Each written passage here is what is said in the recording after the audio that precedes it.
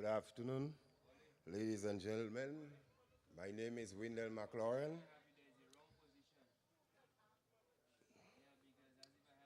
You know, women, we get affected at times in our daily lives when our goals are threatened or unmet. You know, it could happen to you, you or you. You could have gone through the school system, which I did, made it all the way to Alpha, and could have been studying refrigeration and engineering, which I attempted. But your friends, your lack of focus and non-supervision was the long chain that would eventually be used to begin to strangle the life out of you, a suffocation and sufferation which would last 20 years. This is my story from the age of 18 until 41.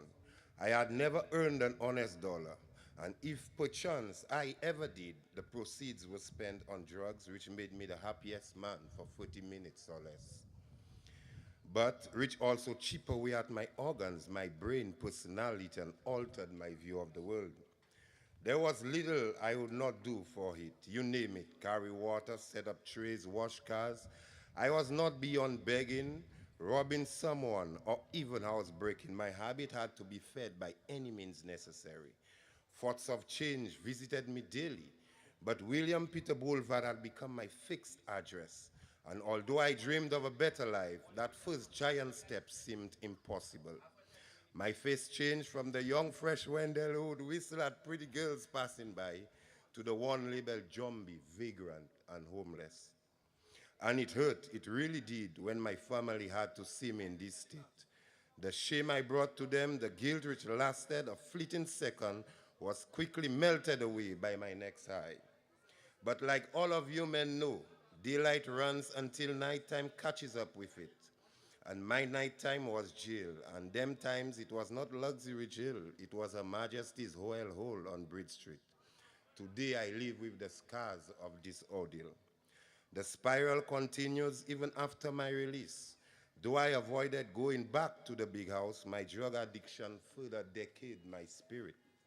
I truly did try to change, but my lack of focus and humility, coupled with years of addiction, can be credited for my failure to complete the rehabilitation program the first time around. But men, remember, I say this to you today, that it is in the midst, in the epicenter of your troubles that you find serenity. With the help of Back on Track Ministries and total strangers who have now become my true friends, I attempted the rehabilitation process again. This time, failure was not an option. These were the hardest 7 weeks of my life, but I was certain that I had not changed, I would have been dead. The road to recovery never has a stop sign or an end. This road is filled with precipices called relapse, curves called social rejection, and stigmas as black as tar itself. But the grace of God, willpower, and support from true friends is stronger than the most powerful cocaine hit. Today, the man standing before you is a counselor to troubled teens in secondary school. Thanks to Back on Track Ministries, I'm allowed to go into prison to counsel inmates. I pray that if just one would turn his life around, then my mission would be complete and well worth it.